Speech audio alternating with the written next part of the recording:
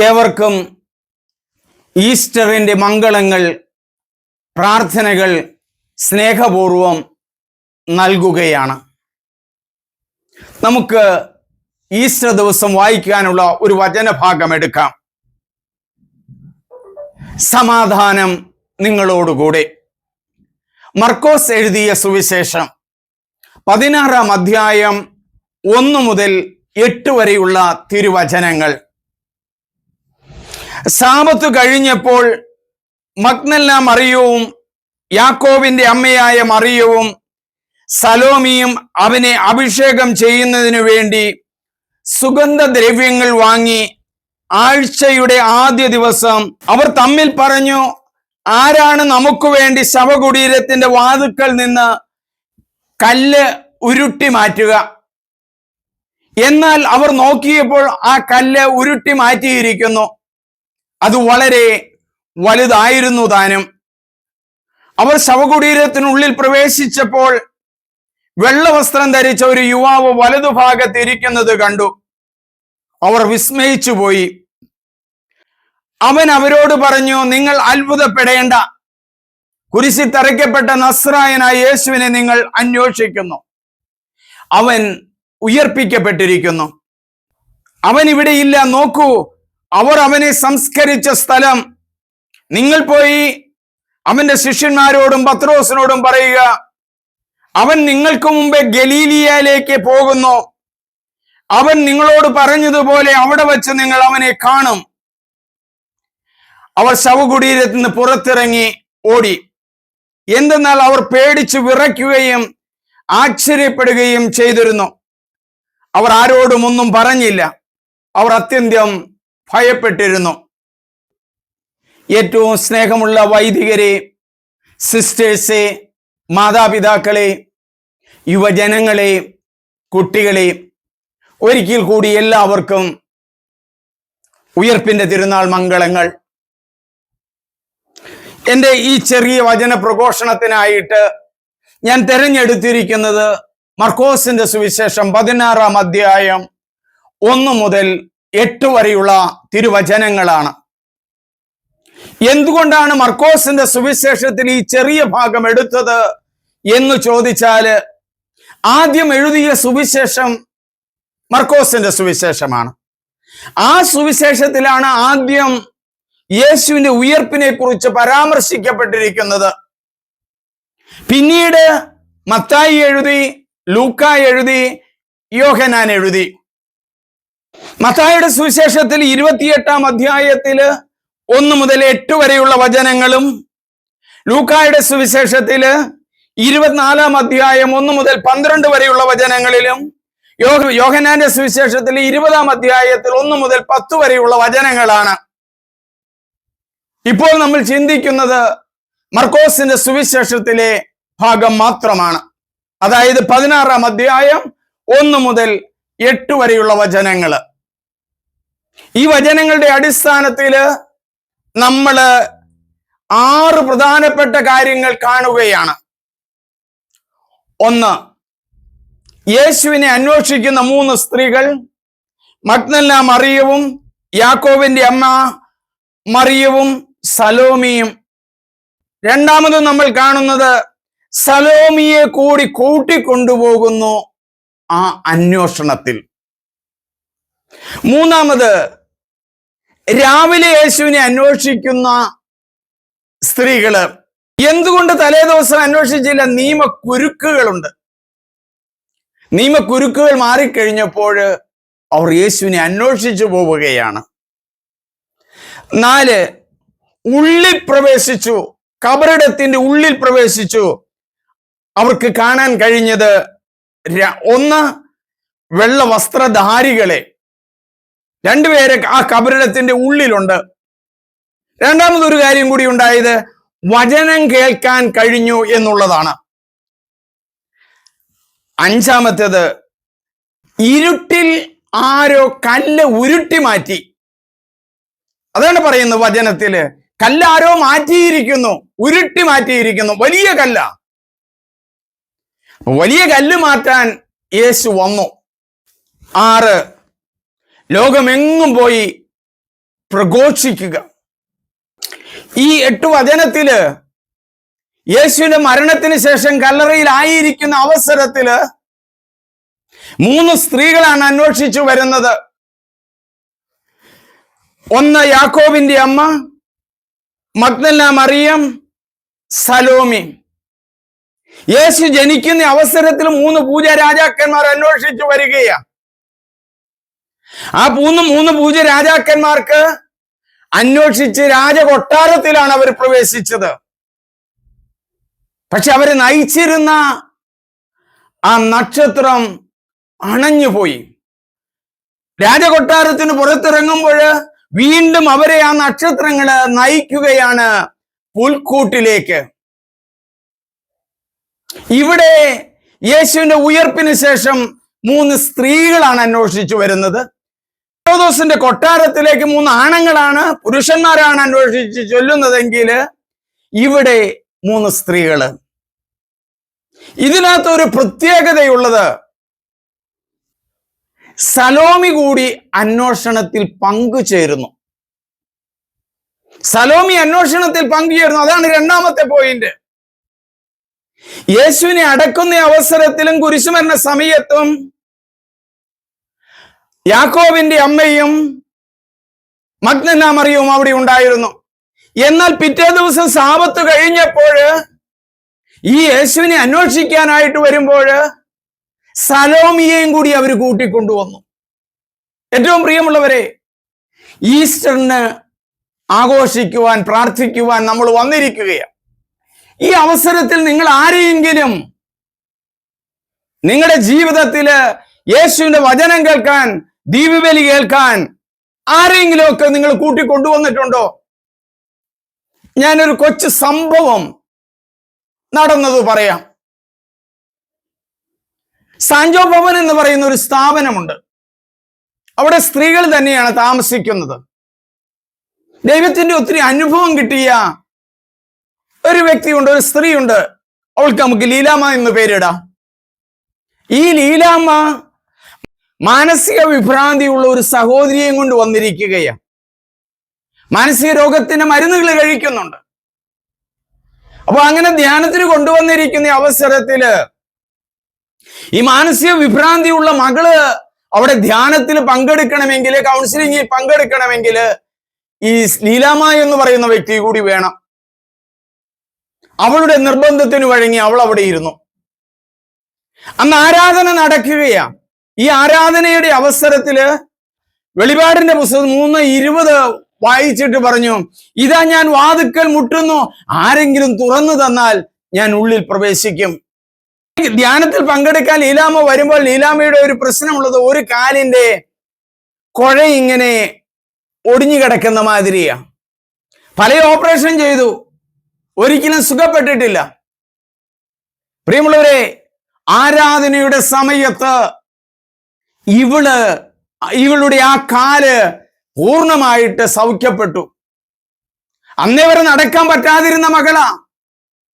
എപ്പോഴാണ് ദൈവം ഇടപെട്ടത്? മറ്റൊരാളെ കൂട്ടിക്കൊണ്ടുവരുമ്പോൾ.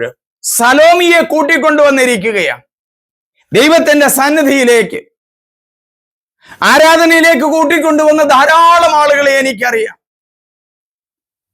ഇന്നലെ ഞാന് ദുഃഖവെള്ളിയാഴ്ച മാതിരപ്പള്ളി എന്ന് പറയുന്ന സെബാസ്റ്റ്യൻ ചർച്ചില് ദുഃഖവെള്ളിയാഴ്ചത്തെ കർമ്മം കഴിഞ്ഞപ്പോൾ പല സ്ത്രീകൾ വന്നിട്ട് പറഞ്ഞു, അതിനകത്ത് ഒരെണ്ണം എന്നെ സ്പർശിച്ചത്. ഒരു സ്ത്രീ വന്നു പറഞ്ഞു, അച്ഛാ, എന്റെ മകൾ എപ്പോഴും ബോധം കെട്ട് വീഴുമായിരുന്നു. എന്നാൽ ആരാധന നടക്കുന്ന അവസരം മുതല് പിന്നെ ഇന്നേ വരെ വർഷങ്ങളായിട്ട് എന്റെ മകള് ബോധം കെട്ട് വീണിട്ടില്ല. ഇന്ന് അവള് ഓസ്ട്രേലിയയിലാണ്. അപ്പൊ ദൈവത്തിന്റെ ഇടപെടൽ അങ്ങനെയാ. മറ്റൊരാളെ നമ്മൾ കൂട്ടിക്കൊണ്ടുപോകുമ്പോൾ ദൈവം നമ്മെ സ്പർശിക്കും, നമ്മുടെ രോഗങ്ങള് എടുത്തു മാറ്റും. 3ാമത്തെ പോയിന്റ്, രാവിലെ യേശുവിനെ അന്വേഷിച്ച് ഇറങ്ങുന്നു 3 സ്ത്രീകള്. എന്തുകൊണ്ടാണ് രാവിലെ അന്വേഷിച്ചിറങ്ങുന്നത്? വെള്ളിയാഴ്ച മരിച്ചു യേശു, ശനിയാഴ്ച സാബത്തായിരുന്നു. സാബത്ത് അവസാനിച്ചു കഴിഞ്ഞപ്പോൾ പ്രിയമുള്ളവരെ, അതിരാവിലെ തന്നെ അവര് സുഗന്ധ ദ്രവ്യങ്ങളുമായിട്ട് യേശുവിന്റെ കബറിടത്തിലേക്ക് പോവുകയാണ്. അവരുടെ പോകുന്ന വഴിക്ക് ഒരു സംസാരമുണ്ട്. നമുക്കാരാണ് ആ വലിയ കല്ല് ഉരുട്ടി മാറ്റിത്തരിക? അരിമത്യക്കാരനെ യോസേപ്പിൽ നിന്നും സ്വീകരിച്ചതാണ് യേശുവിന്റെ കബറിടം. ആ കബറിടം എന്ന് പറയുന്നത് സന്ദർശിച്ചിട്ടുള്ള ഒരു വൈദികനാണ് ഞാൻ. ആ കബറിടത്തിന്റെ നടകൾ ഇറങ്ങി താഴോട്ട് ചെല്ലണം. ആരെയും അതിനു മുമ്പ് അവിടെ അടക്കിയിട്ടില്ല. അരിമത്യക്കാരനെ യോസേപ്പിന് മാത്രമായിട്ടുണ്ടാക്കിയിരിക്കുന്ന കല്ലറ യേശുവിന് വിട്ടുകൊടുക്കുകയാണ്. അപ്പൊ അവരുടെ സംസാരം, ഈ കല്ല് ആര് മാറ്റിത്തരും? കല്ല് ആ കബറിടത്തിന്റെ മുമ്പിലാണ് വെച്ചിരിക്കുന്നത്. ഈ 3 സ്ത്രീകൾ ചേർന്ന് അത് എടുത്തു മാറ്റിയ മാറില്ല. അങ്ങനെ പറഞ്ഞുകൊണ്ടാണ് പോകുന്നത്. എമൗസിലേക്ക് പോകുന്ന ശിഷ്യന്മാര് അവര് സംസാരിച്ചു കൊണ്ടാണ് പോകുന്നത്. അവിടെ നടന്ന കാര്യങ്ങളെ കുറിച്ച്, യേശുവിന്റെ ഉയർപ്പിന് ശേഷമാണ്. അവരെന്താണ് സംസാരിച്ച്? യേശുവിന്റെ പീഡാനുഭവത്തെ കുറിച്ച്, കുരിശു മരണത്തെ കുറിച്ച്, യേശുവിന്റെ ഉയർത്തു എന്ന് ചിലര് പറഞ്ഞു, ചില പെണ്ണുങ്ങൾ പറഞ്ഞു. അതായിരുന്നു അവരുടെ സംസാരം. നമ്മൾ ദേവാലയത്തിലേക്ക് വരുമ്പോൾ, പ്രാർത്ഥിക്കാൻ വരുമ്പോൾ നമ്മൾ എന്താണ് സംസാരിക്കുന്നത്? ആ സംസാരത്തിന്റെ തോതനുസരിച്ച് ആ ദൈവത്തിന്റെ ഇടപെടലുകളും ദർശനങ്ങളും അനുഭവങ്ങളും സൗഖ്യങ്ങളും നടക്കുക. അവരവിടെ ചെന്നപ്പോ കണ്ടത് കല്ല് തനിയെ മാറിയിരിക്കുന്നു. കല്ല് തനിയെ മാറിയിരിക്കുന്നു. ഒരു കൊച്ചു പ്രാർത്ഥന ഓർക്കുക. ദൈവമേ, എന്നെ കൊണ്ട് ചെയ്യാൻ പറ്റാത്തത് ദൈവമേ നിന്റെ കരങ്ങളില് ഞാൻ സമർപ്പിക്കുന്നു. ദൈവമേ, എന്നെ കൊണ്ട് ചെയ്യാൻ പറ്റാത്തത് മറ്റുള്ളവരുടെ സഹായം കൊണ്ട് ചെയ്യാൻ ഞാൻ പരിശ്രമിക്കാം. മൂന്നാമത്തേതാണ്, ദൈവമേ, എന്നെ കൊണ്ടും മറ്റുള്ളവരുടെ സഹായം കൊണ്ടും ചെയ്യാൻ പറ്റാത്തത് അങ്ങയുടെ തൃക്കരങ്ങളിൽ സമർപ്പിക്കുന്നു. ദൈവത്തിന്റെ തൃക്കരങ്ങളിലേക്ക് കൊടുക്കുമ്പോൾ ധാരാളമായ അനുഭവങ്ങള്, ഒരുപക്ഷെ വീട് പണിയാൻ പറ്റാത്തതായിരിക്കും. ഭരണങ്ങാനത്ത് ഒരു സഹോദരി, അവർക്ക് വീടില്ല, ഒരു ചെറിയ കടയുണ്ട് അവർക്ക്. ഈ ഭർത്താവും ഭാര്യയും 3 മക്കളുമുണ്ട്. അവരെന്നും പ്രാർത്ഥിക്കുവാൻ തുടങ്ങി. സങ്കീർത്തനം 57 1-ാമത്തെ വചനം, കർത്താവെ കൃപയാകണമേ, കൃപ തോന്നണമേ, വിനാശത്തിന്റെ കൊടുങ്കാറ്റ് ശമിക്കുന്നതുവരെ അങ്ങയുടെ ചിറകിന്റെ കീഴില് ഞാൻ അഭയം പ്രാപിക്കുന്നു. അതോടുകൂടി മറ്റൊരു വചനം കൂടി കൊടുത്തു, കർത്താവ് ഭവനം പണിയുന്നില്ലെങ്കിൽ പണിക്കാരുടെ അധ്വാനം നിഷ്ഫലമാകും. ഒരുവൻ നേരത്തെ ഉണരുന്നത് കൊണ്ടോ താമസിച്ചുറങ്ങുന്നത് കൊണ്ടോ മാത്രം ഫലമില്ല. കുറെ നാൾ പ്രാർത്ഥിച്ചു. കുറെ നാളിന്റെ പ്രാർത്ഥനയ്ക്ക് ശേഷം, ഒരു ദിവസം മുടക്കം വരാത്ത പ്രാർത്ഥനയ്ക്ക് ശേഷം അവർക്ക് 10 സെന്റ് സ്ഥലം മേടിക്കാൻ കഴിഞ്ഞു. ഒരു നല്ല 2 നില വീട് മേടിക്കാൻ കഴിഞ്ഞു. ഞാൻ ആ വീട്ടിൽ പോയി പ്രാർത്ഥിച്ചിട്ടുള്ള ഒരു അച്ഛനാ എന്നെ ക്ഷണിച്ച്.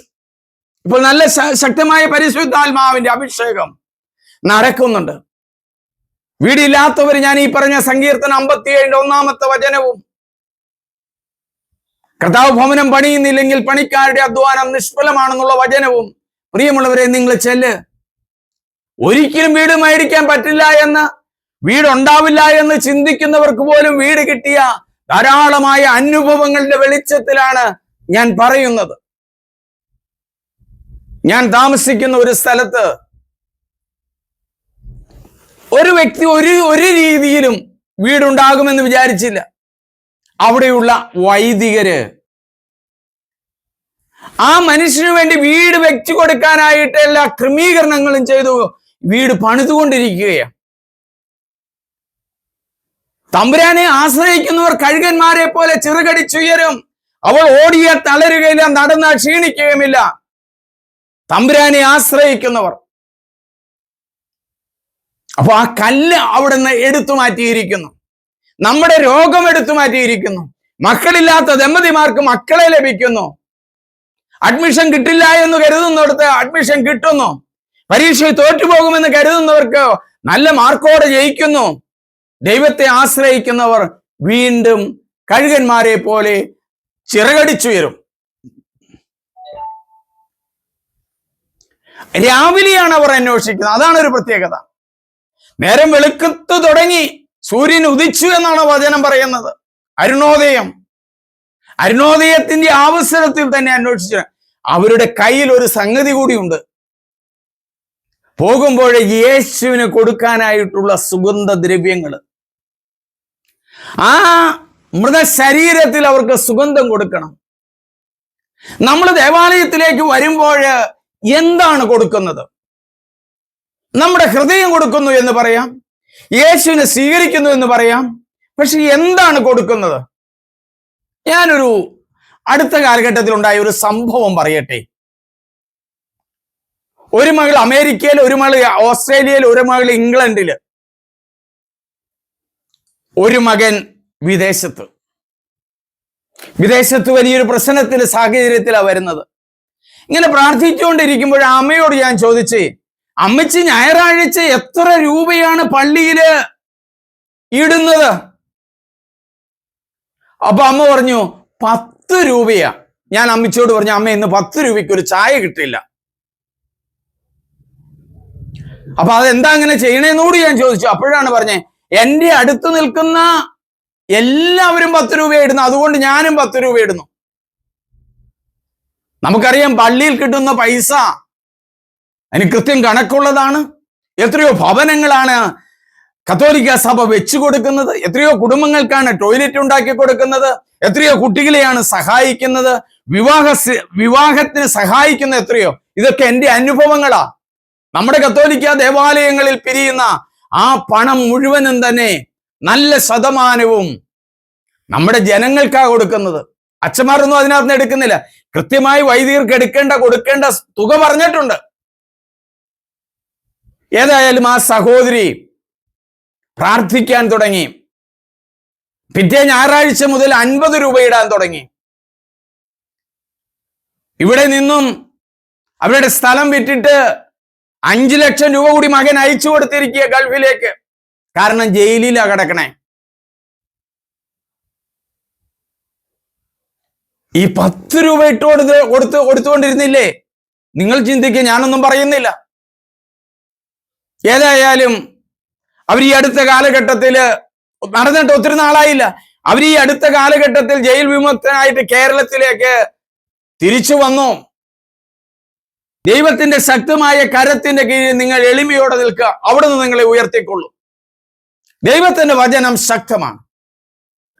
രാവിലെ എഴുന്നേറ്റിട്ട് ഒരു അധ്യായം വചനം ഒന്ന് വായിച്ച്.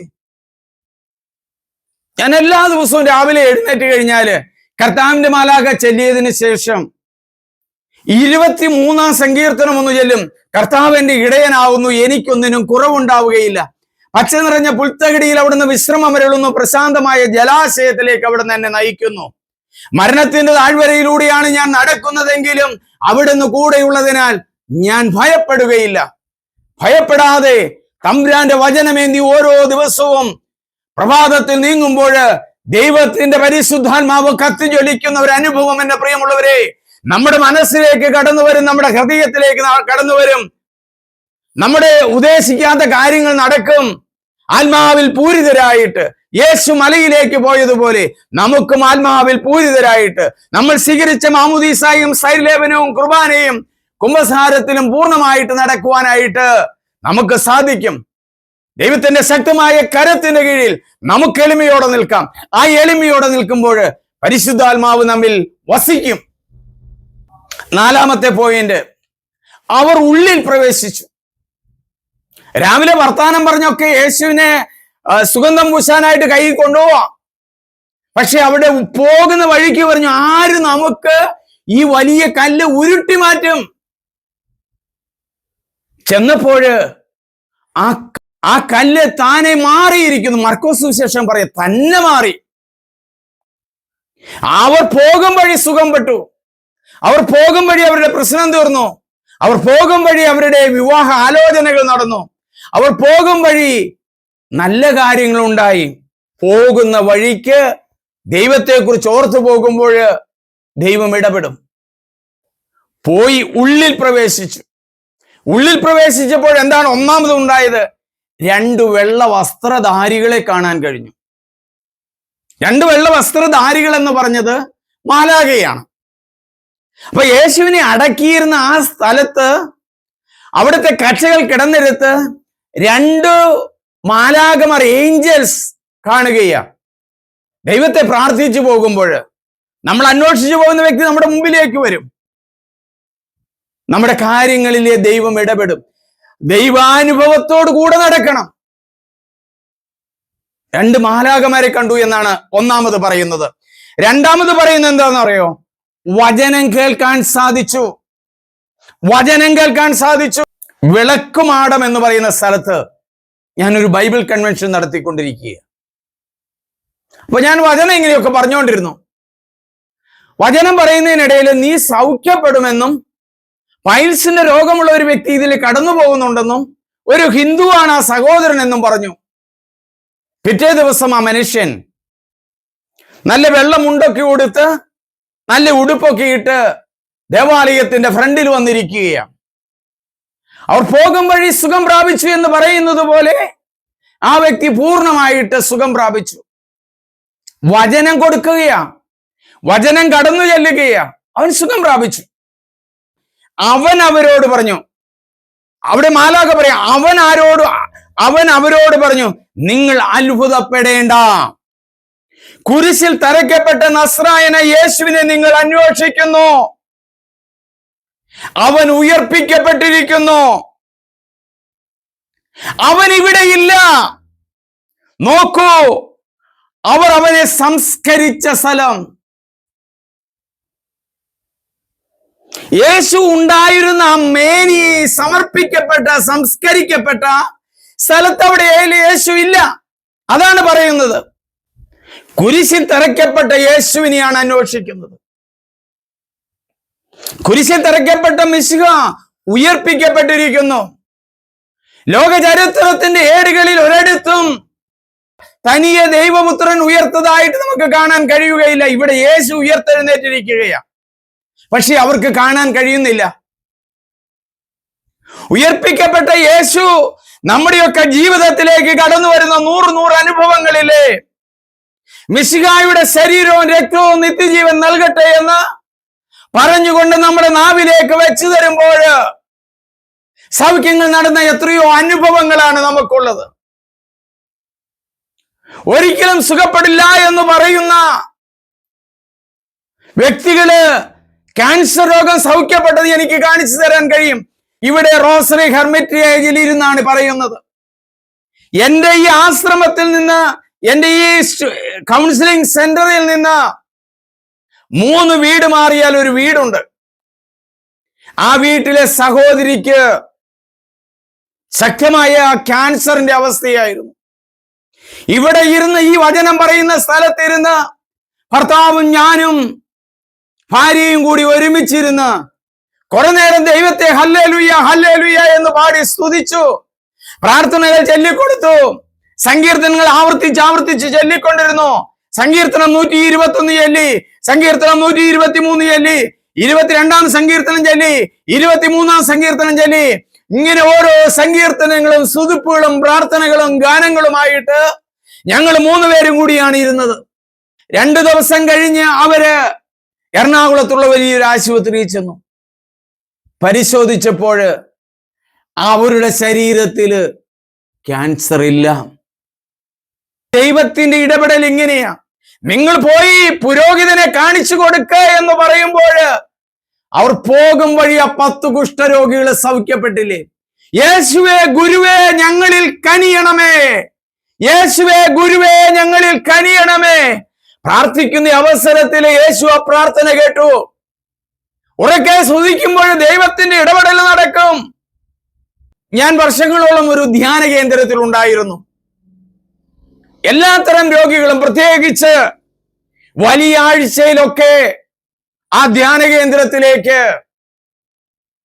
ഒരു ചെറിയ ധ്യാന കേന്ദ്രമാണ്, 200 പേർക്ക് കഷ്ടിച്ച് താമസിക്കാം. 300-350 പേര് വരുമ്പോൾ വരാന്തകളിലും പള്ളിയുടെ ഉള്ളിലുമെല്ലാം അവർ പാവരിച്ച് കിടക്കും. അവർക്ക് എവിടെയും വേണ്ട, ഞങ്ങൾക്ക് കർത്താവിനെ അറിഞ്ഞാ മതി. പെസഹ വ്യാഴാഴ്ച നടന്ന ഒരു സംഭവം പറയട്ടെ.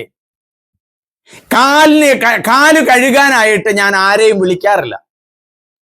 ഇഷ്ടമുള്ള 12 പേർക്ക് ഈ കസേരയിൽ വന്നിരിക്കാമെന്ന് പറഞ്ഞു. അവിടെ കാല് കഴുകിയിട്ടൊന്നുമല്ല വന്നിരിക്കുന്നത്. ഞാൻ എല്ലാവരുടെ മുമ്പിലും മുട്ടുകുത്തി നിന്ന് വെള്ളമൊഴിച്ച് ഇഞ്ചയിട്ട് കഴുകി കാലിൽ മുത്തി. അതിലൊരു വ്യക്തിയുടെ കാല് മുഴുവനും വ്രണമാണ്. ആ വ്രണത്തിലും കഴുകി, ആ വ്രണത്തില്, കാലിന്റെ പത്തിയുടെ അവിടെയുള്ള വ്രണത്തില് യേശുവിന്റെ ഉമ്മ കൊടുത്തു. അവന് സൗഖ്യം കിട്ടി. അവന് സൗഖ്യം കിട്ടി. അതാണ് ദൈവത്തിന്റെ ഇടപെടല്. വേറൊരാൾ ബിനോയ് എന്ന പറയുന്ന പേര്. ആ വ്യക്തി കാല് കഴുകാൻ തുടങ്ങിയപ്പോൾ മുതല് പൊട്ടി കരയാനാ, ഭയങ്കരമായ കരച്ചിലാണ്, ഏങ്ങി അടിച്ച് കരയുകയാ. ഈ കരയുന്ന അവസരത്തില് എന്തോ അവന്റെ മനസ്സില് പ്രശ്നം കൊണ്ടെന്നുള്ള മനസ്സിലായി. അവൻ വന്ന് പറയുക, അച്ഛാ, ഞാൻ വൈദികരെ കുറിച്ച് വളരെ മോശമായി സംസാരിച്ചിട്ടുള്ള ഒരു അച്ഛനാ. അച്ഛൻ എന്റെ കാലിൽ ഉമ്മ തരുന്നത് ഈ ലോക ചരിത്രത്തിൽ ഒരു മനുഷ്യൻ പോലും എന്റെ കാലിൽ ഉമ്മ തന്നിട്ടില്ല. ലോക ചരിത്രത്തിൽ ഒരിക്കൽ പോലും ഒരു ആള് പോലും എന്റെ കാലില് ഉമ്മ തന്നിട്ടില്ല. അച്ഛൻ എന്നെ വിളിച്ചതല്ല, ഞാൻ അവിടെ കയറി ഇരിക്കണമെന്ന് പരിശുദ്ധാത്മാവ് എന്നിൽ തോന്നിച്ചതാണ്. പ്രിയമുള്ളവരെ, ആ മനുഷ്യന് മക്കളില്ലായിരുന്നു. എറണാകുളത്താണ് അവരുടെ വീട്. ദൈവം ഇതിന് ശേഷം കുഞ്ഞുങ്ങളെ നൽകാൻ ഇടയായി. വെളുപ്പിന് പുറപ്പെട്ടവള് വെളുത്തു കഴിഞ്ഞപ്പോഴ്, നേരം പുലർന്നു കഴിഞ്ഞപ്പോഴ് മാലാഖയെ കാണാൻ കഴിഞ്ഞു. ഇരുട്ടിൽ നിന്ന് വെളിച്ചത്തിലേക്ക് വരുമ്പോൾ വചനം കിട്ടും, മാലാഖയെ കാണും, ദൈവം നമ്മളെ സ്പർശിക്കും. ഇരുട്ടിൽ നിന്ന്, പാപത്തിൽ നിന്ന് നമുക്ക് പുറത്തു വരാം. ബാക്കിയെല്ലാം ദൈവം ചെയ്തുകൊള്ളും. നിങ്ങളെല്ലാവരും ഈ വലിയ ആഴ്ചയിൽ കുമ്പസാരിക്കുകയും ധ്യാനം കൂടുകയും പരിശുദ്ധ കുർബാന ഉൾക്കൊള്ളുകയും ചെയ്തിട്ടുള്ളവരാ. പെസഹ വ്യാഴാഴ്ചയ്ക്ക് മുമ്പുള്ള ബുധനാഴ്ച ഞാനൊരു പള്ളിയിൽ രാവിലെ 6:30 എത്തി. രാത്രി 8:30 വരെ തനിച്ചിരുന്ന് കുമ്പസാരിപ്പിച്ചു. അവിടുത്തെ വികാരി അച്ഛൻ ആവർത്തിച്ചു പറഞ്ഞു, അച്ഛൻ ക്ഷീണിച്ചു അല്ലേ? കർത്താവിന് വേണ്ടി ക്ഷീണിച്ച് വിശന്ന് പട്ടിണി കിടന്ന് ശുശ്രൂഷ ചെയ്യുമ്പോൾ ദൈവത്തിന്റെ അനുഭവമാണ് നമ്മുടെ കുടുംബങ്ങളിൽ ഉണ്ടാകുന്നത്. 5, ഇരുട്ടിലാണ് കല്ല് ഉരുട്ടി മാറ്റിയത്. ഇരുട്ടിൽ കർത്താവാണ് കല്ല് ഉരുട്ടി മാറ്റിയത്. ഇരുട്ടിൽ കർത്താവാണ് കല്ല് ഉരുട്ടി മാറ്റിയത്. നമ്മുടെ പാപമാകുന്ന ആ വലിയ കരിങ്കല്ലുകള് കർത്താവ് ഉരുട്ടി മാറ്റി ദൈവത്തിന്റെ പുനരുദ്ധാനത്തിലേക്ക് നമ്മെ കൊണ്ടുപോവുകയാണ്. 6, ലോകമെങ്ങും പോയി പ്രസംഗിക്കുക, പറയുക. 3 സ്ത്രീകളെ ഉത്തരവാദിത്വം ഏൽപ്പിച്ചത് അതാ. അവര് 3 പേരും ചെന്ന് ശിഷ്യന്മാരോട് ഇക്കാര്യം പറയുകയാണ്. അവരുടെ യാത്രയിൽ അവർക്ക് ഭയപ്പാടുണ്ട്, ആശ്ചര്യമുണ്ട്. പക്ഷെ ദൈവം വരിക. പിന്നീട് ശിഷ്യന്മാർക്ക് പ്രത്യക്ഷപ്പെടുന്നതാണ് പിന്നീട് നമ്മൾ കാണുന്നത് ഉയർപ്പിന്റെ സന്ദേശത്തില്. എല്ലാ പള്ളികളിലും ഞായറാഴ്ച പല രീതിയിലുള്ള പടക്കങ്ങളും വെടികളും എല്ലാം പൊട്ടിച്ച് യേശുവിന്റെ ഉയർപ്പ് ഒരു അനുഭവമാക്കി മാറ്റാൻ പരിശ്രമിക്കും. പ്രത്യേകിച്ച് കൊച്ചു കുട്ടികൾക്കൊക്കെ അത് ഒത്തിരി നല്ലതാ. ഞാൻ ഈ പറയുന്ന ഈശോയുടെ രൂപങ്ങളോ മാതാവിന്റെ രൂപങ്ങളോ വെക്കുന്നതൊക്കെ ഒത്തിരി എൻകറേജ് ചെയ്യുന്നതാ. ഈ രൂപങ്ങളൊക്കെ നടക്കുമ്പോഴും പടക്കം പൊട്ടുമ്പോഴും കഥന പൊട്ടുമ്പോഴും ഒക്കെ ഒത്തിരി മാനസിക സൗഖ്യങ്ങൾ നടക്കും. ഞാനൊരു MSc സൈക്കോളജി പഠിച്ച ഒരു അച്ഛനാ, MDIT പഠിച്ചിട്ടുണ്ട്. അതുകൊണ്ട് അതൊക്കെ നല്ലതാന്നേ. നമുക്ക് വിമർശിക്കണ്ട, പറയാൻ പറ്റുന്നവർ പറയട്ടെ, ആരെയും ഉപദ്രവിക്കരുത്.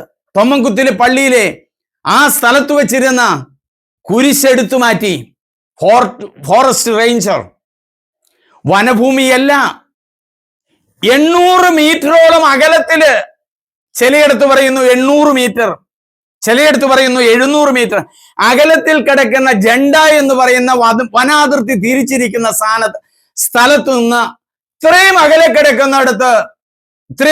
കിടക്കുന്ന ആ ഭൂമിയില് 65 വർഷത്തോളം 60 വർഷത്തോളമായിട്ട് കുടിയിരിപ്പ് നടത്തിയിരിക്കുന്ന, അവിടെ താമസിക്കുന്ന ആളുകൾ കൊടുത്ത പള്ളി സ്ഥലത്ത് ഒരു കുരിശ് വെച്ചു. അത് വന്ന് JCB കൊണ്ട് എടുത്തോണ്ട് പോയി. കാരണം എന്നാന്നറിയാവോ?